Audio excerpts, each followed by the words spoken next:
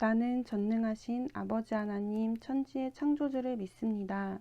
나는 그의 유일하신 아들 우리 주 예수 그리스도를 믿습니다. 그는 성령으로 잉태되어 동정녀 마리아에게서 나시고 본디오 빌라도에게 고난을 받아 십자가에 못 박혀 죽으시고 장사된 지 사흘 만에 죽은 자 가운데서 다시 살아나셨으며 하늘에 오르시어 전능하신 아버지 하나님 우편에 앉아 계시다가 거기로부터 살아있는 자와 죽은 자를 심판하러 오십니다. 나는 성령을 믿으며 거룩한 공교회와 성도의 교제와 죄를 용서받는 것과 몸의 부활과 영생을 믿습니다. 아멘. 2021년 11월 26일 오늘의 여는 말씀 본문은 데살로니가 후서 1장 6절에서 12절까지입니다. 제 성경으로는 신약 334쪽입니다. 데살로니가 후서 1장 6절에서 12절까지의 말씀을 다 같이 합독하시겠습니다. 너희로 환난을 받게 하는 자들에게는 환난으로 갚으시고 환난을 받는 너희에게는 우리와 함께 안식으로 갚으시는 것이 하나님의 공이시니 주 예수께서 자기의 능력의 천사들과 함께 하늘로부터 불꽃 가운데에 나타나실 때에 하나님을 모르는 자들과 우리 주 예수의 복음에 복종하지 않는 자들에게 형벌을 내리시리니 이런 자들은 주의 얼굴과 그의 힘의 영광을 떠나 영원한 멸망의 형벌을 받으리로다.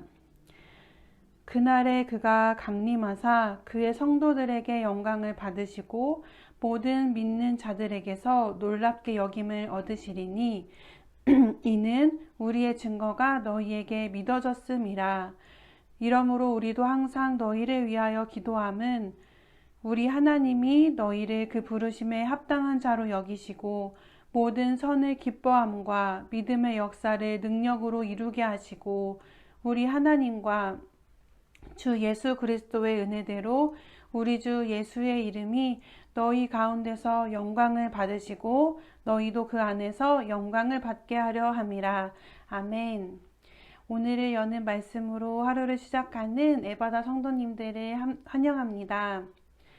지금 데살로니가 교인들은 바울이 고린도에서 그들을 생각하며 첫 번째 편지를 보냈을 때보다 더 안 좋은 상황에 놓이게 되었습니다. 고난과 핍박이 더 심해졌고 복음 때문에 그들은 더 큰 고난을 받아야만 했습니다. 하지만 데살로니가 교인들은 고난 중에도 믿음과 사랑이 성장하고 있었습니다. 그들은 고난을 인내하며 견디고 있었습니다. 이러한 소식을 들은 사도 바울은 그들의 인내에 대해 하나님께 감사드리며 그들이 계속 바른 신앙을 유지할 수 있도록 격려하는 마음을 담아 편지를 보내고 있습니다. 고난 앞에 놓인 성도들에게 바울은 어떤 말로 위로를 할 수 있었을까요?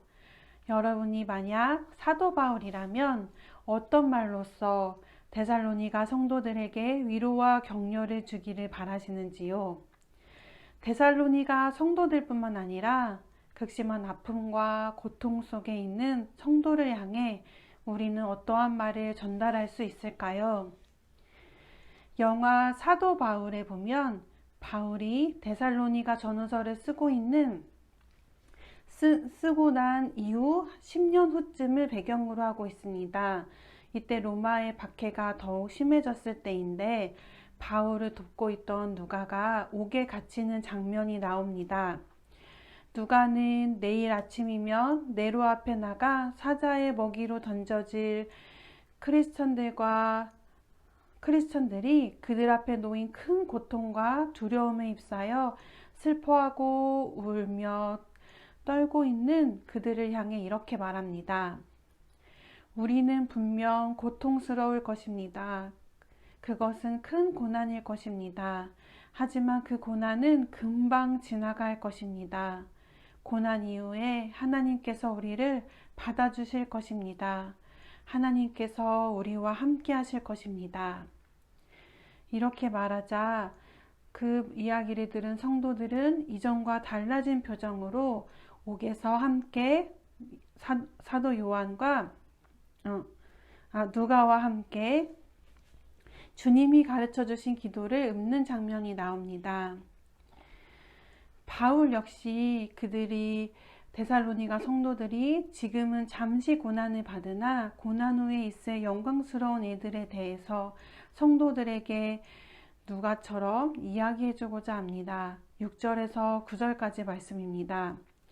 너희로 환난을 받게 하는 자들에게는 환난을 갚으시고 환난을 받는 너희에게는 우리와 함께 안식으로 갚으시는 것이 하나님의 공이시니 주 예수께서 자기의 능력의 천사들과 함께 하늘로부터 불꽃 가운데 나타나실 때 하나님을 모르는 자들과 우리 주 예수의 복음에 복종하지 않는 자들에게 형벌을 내리시리니 이런 자들은 주의 얼굴과 그의 힘의 영광을 떠나 영원한 멸망의 형벌을 받으리로다.